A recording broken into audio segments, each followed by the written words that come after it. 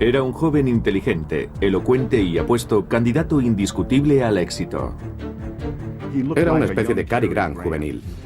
Y sin embargo, en una orgía de sangre que se prolongó durante 5 años, llegó a asesinar brutalmente a más de 35 mujeres. A su juicio, la mejor forma de disfrutar del sexo era esposar a una mujer atractiva, aterrorizarla y convencerla de que iba a morir. Ted Bundy. Sure, I get angry. Very, very angry and indignant. I don't like being locked up for something I didn't do, and I don't like my liberty taken away, and I don't like being treated like an animal, and I don't like people walking around and ogling me like I'm some sort of weirdo, because I'm not.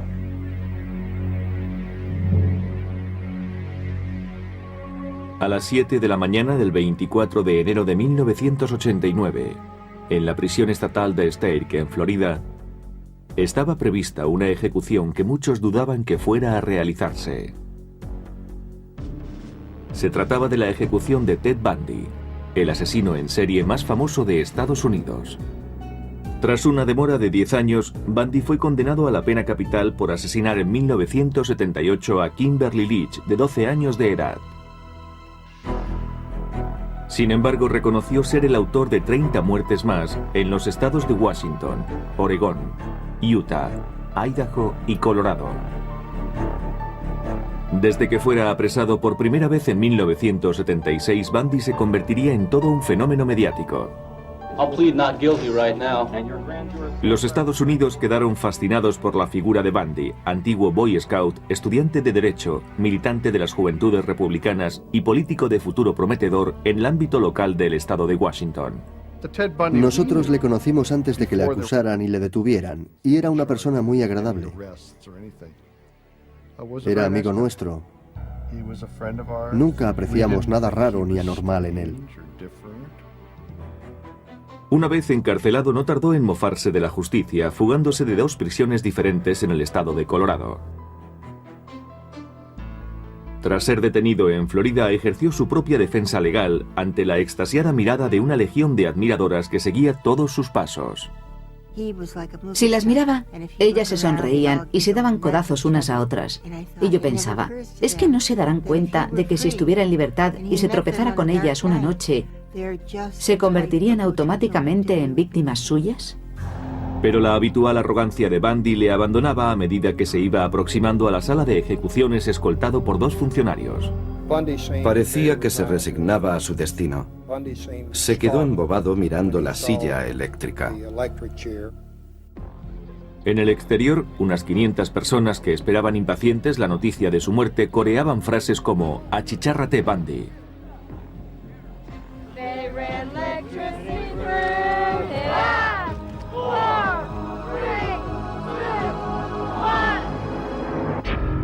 A las 7:16, el verdugo apretó el botón. 2000 voltios recorrieron el cuerpo de Bundy. 60 segundos después, a uno de los peores asesinos en serie del mundo se le declaró oficialmente muerto. Al finalizar la ejecución, reinaba un ambiente de fiesta entre la gente que esperaba fuera.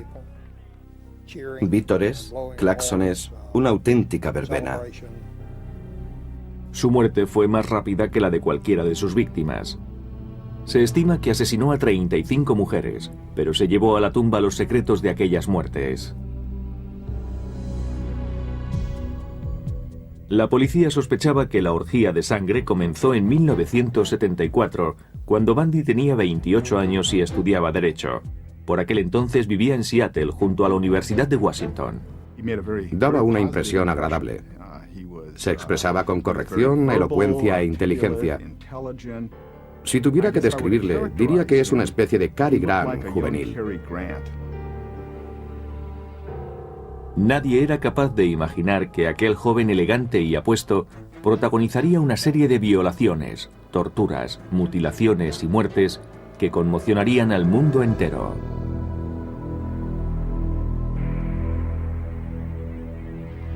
Pasadas las 12 de la noche del 4 de enero de 1974, Ted Bundy se acercó a la casa donde vivía Johnny Lenz, estudiante de la Universidad de Washington, de 18 años de edad.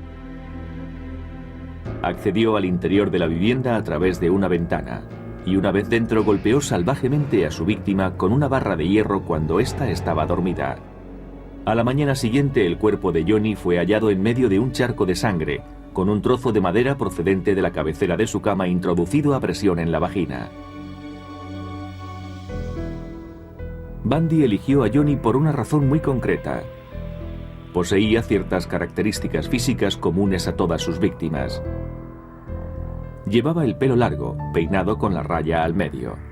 Aún habrían de pasar años para que la policía desentrañase el móvil de los crímenes de Bundy. Linda Ann Healy cursaba el último año de sus estudios de psicología. El 31 de enero de 1974, cuando Linda estaba durmiendo, Bundy irrumpió en su habitación. Tras dejarla inconsciente, la envolvió con sábanas y la sacó del inmueble. Transcurrió un año hasta que fue hallada su cabeza, así como otras partes de su cuerpo. Tanto para los perseguidores de Bundy como para quienes más tarde tratarían de entender los motivos de sus crímenes, el enigma seguía en pie. ¿Qué pudo inducir a un joven encantador e inteligente como él a perpetrar tamañas atrocidades contra personas a las que no conocía siquiera? Consideraba a sus víctimas como cosas, no como personas. Nunca le oí referirse a ellas como mujeres. Para él no pasaban de ser simples objetos. La vida de sus víctimas no tenía valor para él, porque no pensaba que fuesen personas de carne y hueso. La idea de conmocionar a los agentes de la ley y ocasionar sufrimiento a los padres le resultaba emocionante porque de esa manera materializaba su venganza. Sin embargo, Bundy, al igual que otros asesinos en serie, era capaz de ocultar a la perfección el impulso asesino que le dominaba. Sus amigos, su familia y sus compañeros le consideraban una persona perfectamente cuerda. Parecía un buen chico. Era un placer charlar con él. Sabíamos algo de su actividad profesional y pensábamos que tenía un futuro prometedor. Era un triunfador en ciernes. Uno de los rasgos más importantes de su personalidad era que parecía muy sincero. Era como si emanase sinceridad por todos sus poros. Pero las apariencias engañan. Bundy era un maestro del engaño. En aquellos momentos no me di cuenta de que llevaba una máscara cuidadosamente diseñada para relacionarse con los demás. Ni por lo más remoto advertí al monstruo que acechaba bajo el disfraz. Pero desde 1974, ese monstruo llevaba muchos años oculto tras la máscara. Quizá desde la infancia. Siempre albergué la sospecha de que bajo esa apariencia de niño bueno bullía una intensa hostilidad, seguramente hacia su propia madre.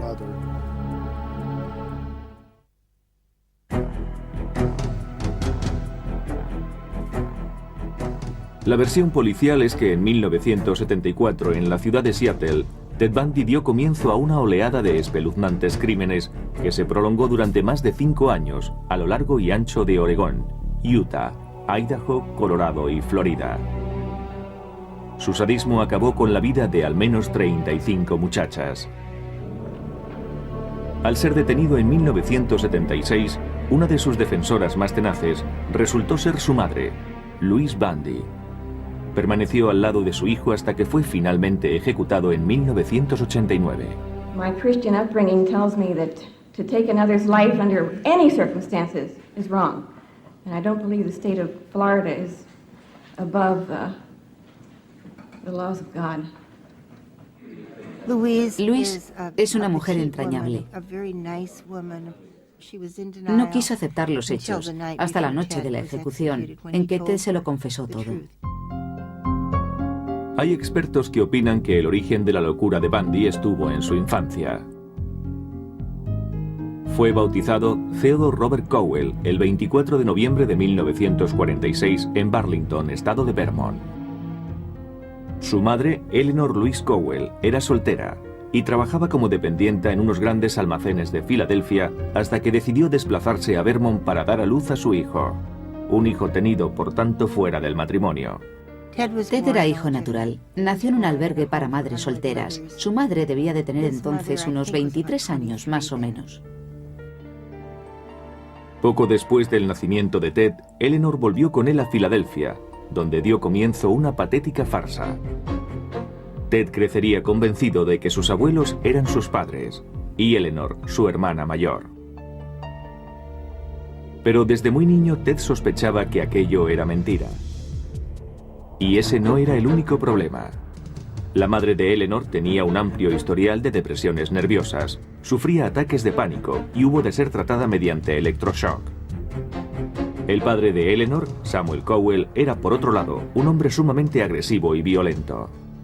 Sam Cowell era adicto a la pornografía y tenía impulsos homicidas. Si sus hijas no se despertaban a tiempo por las mañanas, las tiraba escaleras abajo. Siendo adolescente, a Ted le inquietaba el equívoco vínculo familiar con su madre. De hecho, desde los 3 años de edad, mostraba señales de inadaptación al entorno. Ted tenía una tía muy joven que un día se despertó de la siesta rodeada de cuchillos apuntando hacia ella. Ted los había cogido del cajón de la cocina. Los había colocado todos con la punta hacia ella. Su madre, preocupada por la conducta del niño y harta de la tiranía de su propio padre, se marchó con Ted a vivir a Tacoma, en el estado de Washington, muy cerca de un tío suyo, de nombre Jack Cowell. Años después, Ted afirmaría que abandonar a Sam, el hombre a quien creía su padre, le dejó desolado. En Tacoma, Eleanor Louise dejó de utilizar su nombre compuesto y se hacía llamar simplemente Louise. Trabajó de secretaria en el consejo eclesial. Una tarde conoció a John Culpeper Bundy, cocinero de hospital. Un año después contrajeron matrimonio y su hijo recibió por fin el apellido que llevaría durante el resto de su vida, Bundy. Sin embargo, Ted nunca aceptaría a John. La relación con su padrastro fue siempre conflictiva. Ted le despreciaba por ser de baja extracción social. A pesar de su nuevo apellido, Ted seguía considerándose un Cowell y estrechó lazos con su tío abuelo Jack, profesor de música de la Universidad de Puget Sound de Washington y hombre de gran erudición. Ted quería ser como él. Para Ted era muy importante sentirse especial, obtener reconocimiento de una forma u otra. Durante los 10 años siguientes, Louise y John aumentaron la familia en 4 miembros, 2 niños y 2 niñas. Para Ted eran tan ajenos como su padrastro. John tenía un grupo de Boy Scouts, pero Ted jamás los acompañaba de acampada. Era como si quisiera desentenderse de cualquier tipo de relación con su padrastro. Y si en su propia casa no encajaba, en el colegio menos aún. Sus compañeros de primaria y secundaria le tildaban de tímido en extremo. Tartamudeaba y no salía con chicas. Su único contacto con chicas se daba en esas fiestas donde ellas tomaban la iniciativa de sacar a bailar al varón. La personalidad secreta de Ted Bundy comenzaba a emerger. Se consideraba por encima de la ley. A los 15 años era un consumado ladronzuelo y se le consideraba sospechoso de 2 asaltos domiciliarios. Su tremendo narcisismo, la habilidad para despistar a la policía y la tendencia a burlarse de la autoridad, unidas a su pericia como ladrón, contribuyeron a reforzar su desmedida autoestima y la convicción de que tenía derecho a hacer cuanto se le antojase. Su relación con las mujeres también cambió. Se convirtió en un mirón que por las noches espiaba a las chicas en sus cuartos. Y lo que es más, existen fundadas sospechas de que a los 15 años ya era un asesino. Ted repartía periódicos por las mañanas. Un día, haciendo la ruta, se encontró con una niña que se llamaba Anne-Marie Burr. Anne-Marie tenía 8 años. Ted conocía a Anne-Marie de cuando ella iba a dar clases de piano con su tío abuelo Jack. El 31 de agosto de 1961, Anne-Marie desapareció de su domicilio. Eran los días en que se instalaba la televisión por cable en el tejado de las casas y había que dejar una ventana semiabierta para que pasara el cable. La puerta principal también estaba entreabierta. La niña desapareció. La búsqueda de Anne-Marie reunió a 800 soldados, amén de policías y voluntarios. Todo fue en vano. Nadie pensó que Ted pudiera estar involucrado en la muerte de la niña. Yo siempre pensé que Anne-Marie fue su primera víctima. Y aún habría muchas más. A mediados de los 60, Ted Bundy cursaba estudios en la escuela de secundaria Woodrow Wilson de Tacoma, estado de Washington.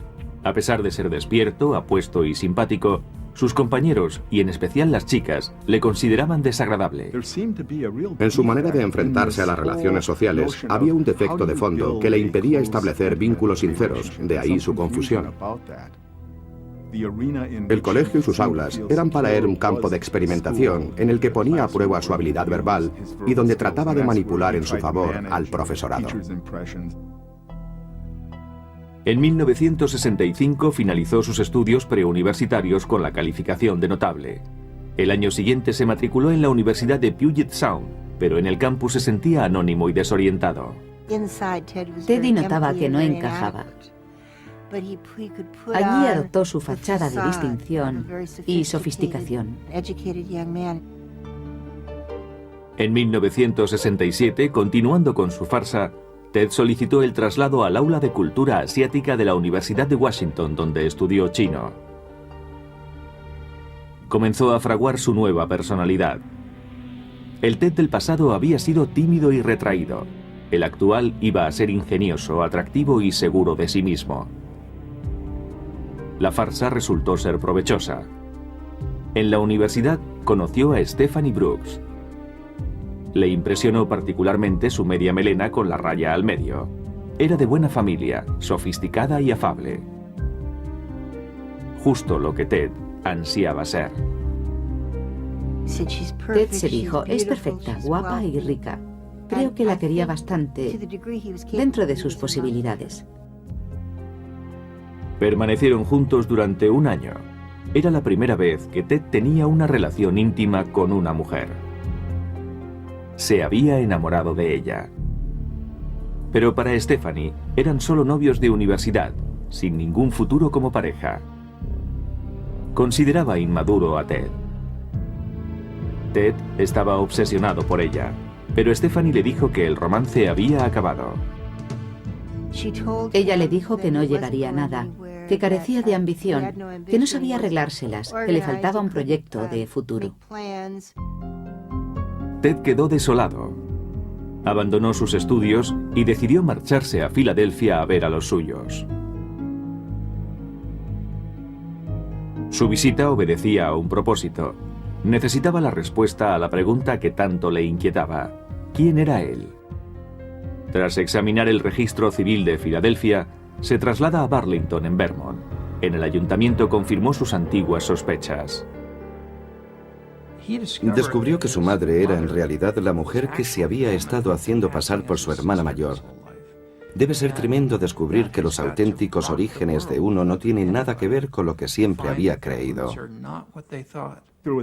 Su percepción de la propia identidad debió de tambalearse. Debió quedarse perplejo al descubrir que era hijo ilegítimo. Se sintió vilmente traicionado por una mujer, su madre. Y en un momento en el que aún se estaba tambaleando a causa del rechazo por parte de su primera novia. Muchos observadores opinan que fue en ese periodo cuando Ted Bundy decidió vengarse de las mujeres al considerarlas responsables de haberle arruinado la vida. Haciendo gala de una fría determinación, volvió a la Universidad de Washington, alquiló una habitación cercana y se matriculó en psicología. Destacaba en todas las asignaturas y se sintió renovado con una nueva meta en la vida. Algo tétrico se agitaba en su interior, pero Ted lo ocultaba. Las personas como él tienen la habilidad de crear compartimentos estancos en la mente. La identidad maligna, el demonio, el monstruo degenerado vivía en uno de esos compartimentos. Todo parecía indicar que la vida de Ted daba un vuelco a mejor. En 1969 conoció a la joven divorciada Elizabeth Kendall. Primero vino la amistad, después el amor. Era una joven muy tímida pero muy lista. Procedía de Utah. Se conocieron en un pub. Ella le quería sin reparos. La relación con Elizabeth pareció serenar a Ted, pero dentro de sí ardía en deseos de venganza. Si tu personalidad más íntima es negativa y la envidia te corroe, necesitas destruir la belleza que ves en los demás. Y la primera de la lista era Stephanie Brooks. Aún se veían en secreto porque Ted albergaba la esperanza de enamorarla de nuevo, para después rechazarla y despreciarla como ella hizo con él. Para crearse una imagen de hombre respetable, se dedicó a la política activa, participando en la campaña de reelección del gobernador. Yo le consideraba inteligente. Se le daba bien la política y era muy afable. En 1971, a la edad de 25 años, Bundy dedicaba su tiempo libre a disuadir a los suicidas en el teléfono de la Esperanza de Seattle. A su lado trabajaba la futura escritora Anne Rule. Era cariñoso y se le daba bien conversar por teléfono. Resulta paradójico que salvásemos tantas vidas juntos. Si en ese momento alguien me hubiera dicho lo que se escondía tras una fachada tan gentil, le hubiese contestado que estaba loco. Además, trabajábamos los dos solos en un caserón victoriano de 4 pisos que recordaba el de la película Psicosis. Yo no percibía ninguna amenaza en Ted Bundy. En 1972, Stephanie, la primera novia de Ted, seguía siendo protagonista de sus anhelos. Durante un viaje de trabajo a San Francisco, se reunió con ella. El nuevo Ted Bundy la dejó sin aliento. Se enamoró locamente de él y accedió a casarse. En cuanto ella asintió, él la rechazó con desprecio. 2 días después, el 4 de enero de 1974, Ted Bundy iniciaría una larga serie de brutales asesinatos que se prolongaría durante 5 años, ante el espanto de todo el país. La mayoría de sus víctimas compartían una característica. Sus víctimas predilectas eran mujeres de mediana estatura, de pelo largo y peinado con la raya en medio, bastante agraciadas físicamente. Todas se parecían a Stephanie Brooks.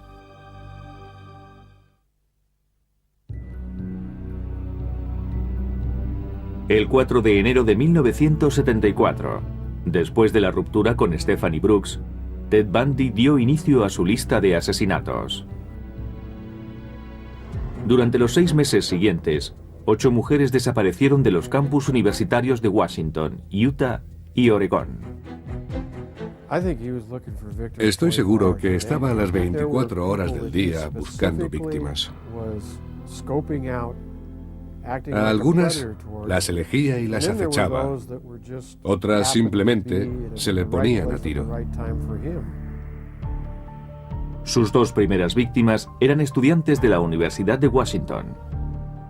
La gente prefería creer que era alguien ajeno a la comunidad, un forastero degenerado que visitaba el campus. No podíamos imaginar que se trataba de alguien que estaba tan cerca de nosotros. Ni siquiera la novia de Ted, Elizabeth Kendall, le conocía bien. Entre los meses de febrero y junio, Carol Valenzuela, Nancy Wilcox, Donna Manson, Susan Rancourt, Brenda Ball y Roberta Parks desaparecieron. Nadie relacionó ninguno de los casos al haber ocurrido en estados distintos y por tanto en jurisdicciones policiales diferentes. Era un auténtico misterio. ¿Cómo podían desaparecer todas aquellas muchachas? Una chica recorría 50 metros para ir de una facultad a otra y de repente, ¡zas!, ni rastro de ella. ¿Cómo podían ocurrir esas cosas? Se llamaba Georgina Hawkins. Años más tarde, Bundy desvelaría el perverso método que utilizaba para atraer a sus víctimas. Se valía de los buenos sentimientos de estas fingiéndose lesionado. Las chicas que elegía solían dedicarse a realizar labores sociales. Él aparecía con muletas como si estuviese cojo. Dejaba caer los libros y le pedía a una joven que le ayudara a recogerlos. Ese fue el ardid que utilizó con Georgina Hawkins. Cuando ella se inclinó para meter los libros en el coche de Bundy, este la golpeó con una herramienta metálica que llevaba escondida. La golpeó en la cabeza y la introdujo en el auto. Siempre las maniataba, ya fuera con tiras de tela o de cuero, o las esposaba. Había extraído el asiento trasero al coche de modo que podía llevarlas tumbadas sin que nadie sospechase nada. Bundy llevaba a sus víctimas a los bosques de Seattle. Si habían sobrevivido al primer ataque, abusaba sexualmente de ellas. A su juicio, la mejor forma de disfrutar del sexo era esposar a una mujer atractiva, aterrorizarla y convencerla de que iba a morir. Mientras esperaba su propia ejecución, se le preguntó qué se sentía al matar a una persona. Y contestó que asesinar no tiene nada que ver con la lujuria ni con la violencia, sino con la posesión. Cuando sientes que la víctima exhala su último aliento, la miras a los ojos. En ese instante, eres Dios. Cuando terminaba, se deshacía de los cadáveres en el bosque para volver más adelante.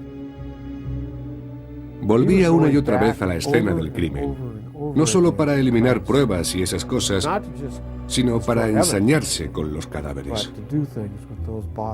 Sospechamos que en cierta ocasión se llevó un cadáver a casa porque la víctima en cuestión estaba maquillada de una manera totalmente inusual en ella. Bundy maquilló a la muchacha muerta para hacerla más atractiva, aunque en realidad le daba igual porque también profanaba sexualmente cadáveres en descomposición.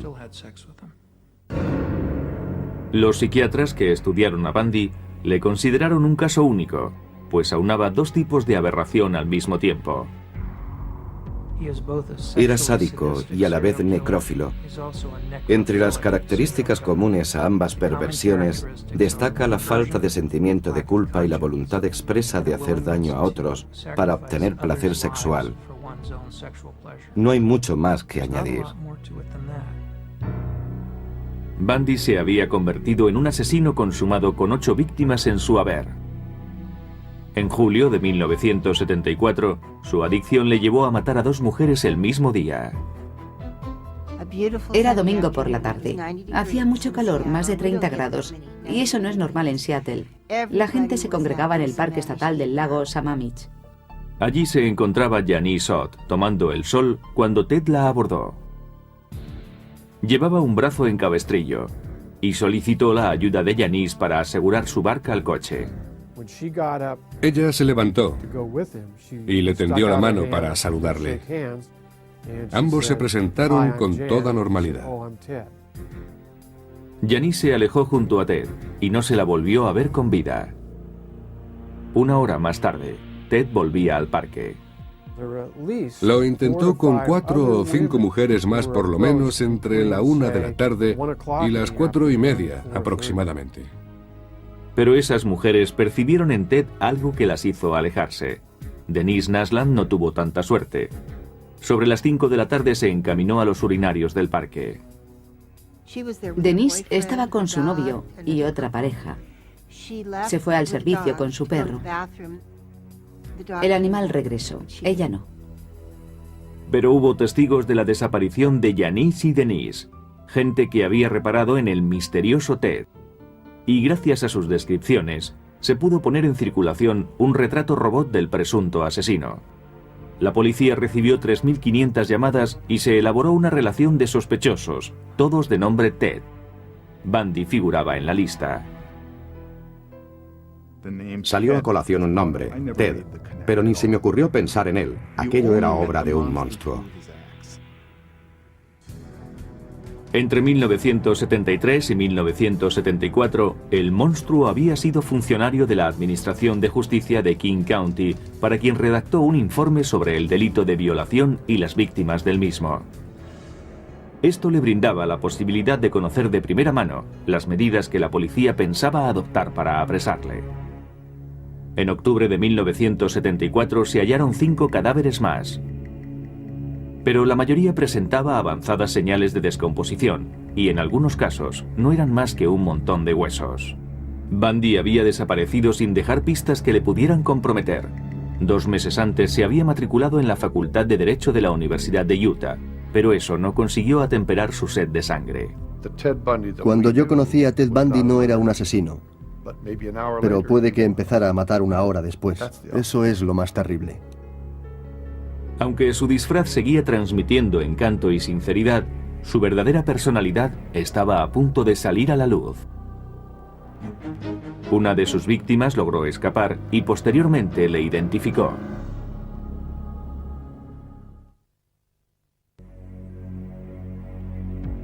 A principios del mes de noviembre del año 1974, Bundy había asesinado ya al menos a 11 mujeres en Oregón y a 2 más en Utah, donde ahora residía. Paralelamente estudiaba Derecho en la Universidad de Utah. De no haber sido por la obsesión de matar, seguro que hubiera llegado a ser un brillante abogado. Los asesinos en serie matan por adicción. Y siempre se convierte uno en adicto de la misma manera. Se prueba la droga por curiosidad y se acaba por no poder pasar sin ella. En este caso, su droga era matar. Pero Bundy iba a cometer el primer error. El 8 de noviembre trató de secuestrar en un centro comercial a Carol DeRonch, de 19 años de edad, haciéndose pasar por policía. Le dijo que habían intentado robarle el coche y él le ofreció ayuda. Una vez en el interior del vehículo intentó esposarla, pero Carol repelió la agresión, consiguió salir del automóvil y huyó. Al fin contábamos con una superviviente que describía con toda claridad al secuestrador y que aportaba pruebas de primera mano, pues estaba esposada. Pero la policía ignoraba todavía la identidad del agresor, y Bundy dominaba el arte del disfraz. Cambiaba de fisonomía constantemente. A veces llevaba barba, otras veces melena lacia, otras el pelo rapado. Creo que cambiaba de apariencia con cada víctima. A principios de 1975, Bundy amplió su radio de acción a Utah, Idaho y Colorado. Mató a 8 mujeres entre enero y agosto, pero no existía relación aparente entre los crímenes. Desde julio de 1974, la lista de la policía había quedado reducida a 200 individuos llamados Ted.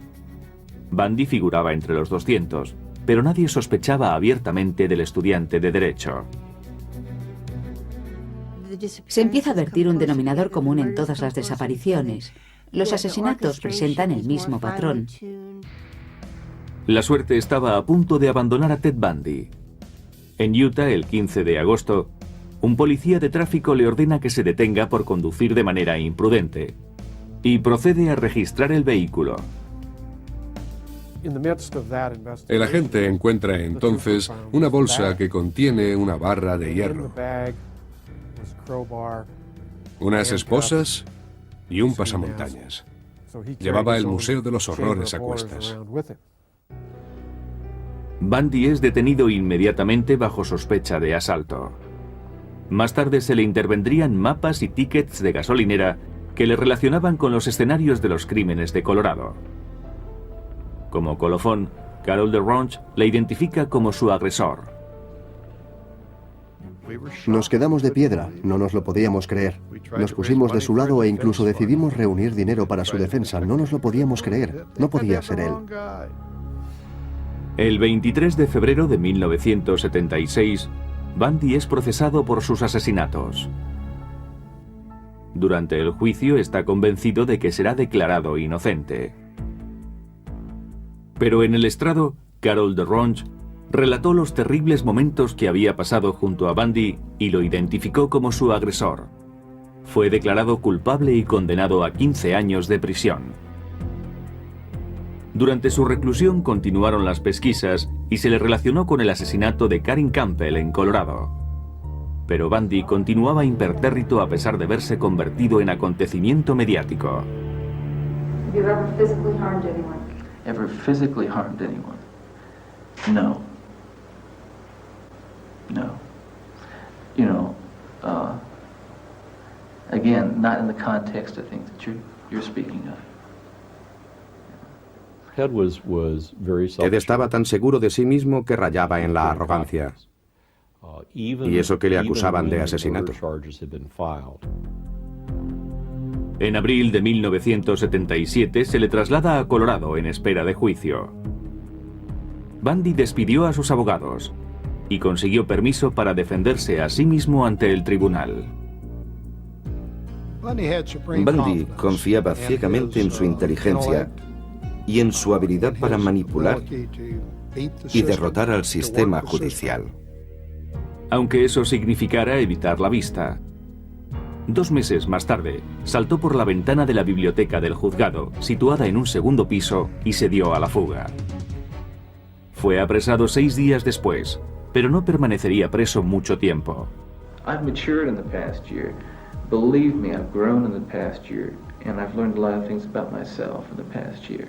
My only misgivings is that I might never be in a position to apply it, on the streets where I'd like to apply it.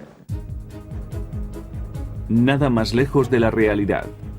La Nochevieja de 1977, Ted Bundy se deslizó por el conducto de ventilación de la prisión de Colorado y se fugó por segunda vez. Pasó por encima de su propia celda, sobrepasó el cuarto de vigilancia y se encontró en medio de la ventisca. Ted Bundy estaba libre para seguir matando. Ted Bundy había realizado una espectacular fuga que le conduciría hasta Florida. Era, para su propia jactancia, uno de los delincuentes más buscados por el FBI. Seguro que eso le encantó. Yo siempre decía que la infamia se encarnó en Ted. Cambió de nombre, se dejó barba y se instaló en Tallahassee, dedicándose a pasear por el campus de la Universidad del Estado de Florida. Creo que llegó a la ciudad alrededor del 8 de enero, decidido a, según confesaría más tarde, no dar ni un paso en falso. Pero su resolución se tambalearía. Apenas pasada la medianoche del 15 de enero de 1978, tan solo 2 semanas después de la fuga, Bundy penetró sigilosamente en la sede de la Hermandad Universitaria Chi Omega. Recorrió habitación tras habitación sin despertar a sus ocupantes. Apaleó, violó y asesinó a Lisa Levy y a Margaret Bowman. Agredió hasta casi matar a sus compañeras de cuarto, Karen Chandler y Kathy Kleiner. Creo que entró allí con el propósito de matar a todas las mujeres que viera. Pero sus desmanes no acabaron ahí. Irrumpió en el apartamento de Cheryl Thomas a menos de medio kilómetro de distancia y se ensañó con ella. Pero contra todo pronóstico, Cheryl sobrevivió. Fue la 5ª víctima de Bundy aquella noche. No es que fuera incapaz de sentirse culpable por lo que había hecho, es que creía tener derecho a hacerlo, ya que las mujeres le habían tratado mal, ¿por qué no pagarles con la misma moneda? Volvería a matar 3 semanas después. Su víctima en esta ocasión fue Kimberly Leach, de 12 años, muy querida por sus compañeros de clase. Kimberly fue secuestrada, brutalmente agredida y asesinada. Sin embargo, el reinado de terror de Bundy se acercaba a su fin. El 15 de enero de 1978, un policía da el alto a un Volkswagen, cuyo robo había sido denunciado. Ted intentó escapar corriendo. Forcejeó con el agente, el cual llegó a disparar su arma. Al final, el policía logró reducirle. Bundy fue otra vez detenido e identificado. En los meses siguientes se lograron reunir pruebas que incriminaban a Bundy tanto por los hechos acaecidos en la sede de la Hermandad Universitaria como por el asesinato de Kimberly Leach. Otros estados solicitaron su extradición, pero la primera vista se celebraría en Florida el 7 de julio de 1979.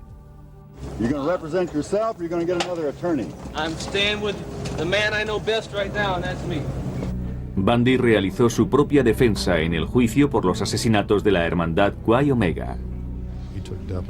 Tomó declaración a los testigos e hizo las exposiciones pertinentes. Yo actué con un criterio estrictamente profesional. Pero en el momento de interrogar a un agente de policía acerca de la escena del crimen, los miembros del jurado atisbaron horrorizados al auténtico Ted Bundy. Cuando se acercó a las personas que componían el jurado, estas se reclinaron en el asiento Le pidió a la gente que describiera con todo lujo de detalles lo que vio al apartar las sábanas.